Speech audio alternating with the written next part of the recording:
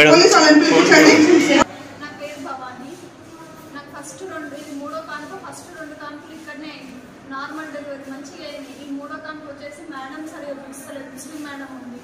ఏమన్నా అంటే ర్యాష్గా మాట్లాడుతుంది. ఆమె చెప్పేది నాది ఏమన్నంటే ఏమే గోవే డే ఒక రోజు ముందు వచ్చినా ఒక రోజు ఎంతవరకు వచ్చినా నీకు అంత దుబ్బనా అట్లా ఇట్లా మాట్లాడుతుంది. మనకి ఏం ప్రాబ్లం ఉందో చెప్పేదాకా కూడా ఆగదు. కూడా ర్యాష్ గా మాట్లాడుతుంది. వాళ్ళకైతే పోలీస్ కంప్లైంట్ ఇస్తా ఏం చేసుకుంటావు అని వాళ్ళకు కూడా రెస్పెక్ట్ లేకుండా ర్యాష్ గా మాట్లాడుతుంది. సార్తో కూడా నేను రిజైన్ చేస్తా లేకపోతే ఏమంటారు వెళ్ళిపోతా అన్నట్టు మాట్లాడుతుంది. ఎవరికి అసలు రెస్పెక్ట్ ఇస్తలేదు. డాక్టర్స్ అన్నాక కొంచెం రెస్పెక్ట్ ఉండాలి కదా పేషెంట్స్ తో పాటు.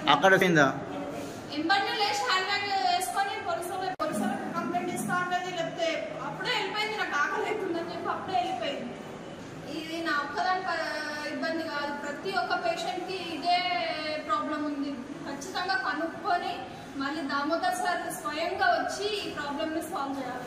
దామోదర్ సార్ ఏమో జోపేట నుంచి సంగారెడ్డికి వెళ్ళొద్దు, కేసెస్ అన్ని జోపేటలోనే అవ్వాలని చెప్పుకున్నారు. కానీ ఇక్కడ మేడం వాళ్ళేమో చిన్న బ్లడ్ తక్కున్నా ఏది తక్కున్నా అక్కడనే రాస్తున్నారు. ఇప్పుడు నాకే స్పెషల్గా అనుభవం ఏంటంటే ఈ చిన్న కుట్ల గురించి కూడా సంగారెడ్డికి రాసిన సంగారెడ్డిలో ఏమంటున్నానంటే ఈ చిన్న కుట్లు కూడా ఇక్కడ వేస్తారా, జోపేటకి వెళ్ళాలి, మళ్ళీ ఇక్కడ నుంచి అక్కడ ట్రావెల్ చేయొద్దు అని చెప్పి మళ్ళీ జోపేట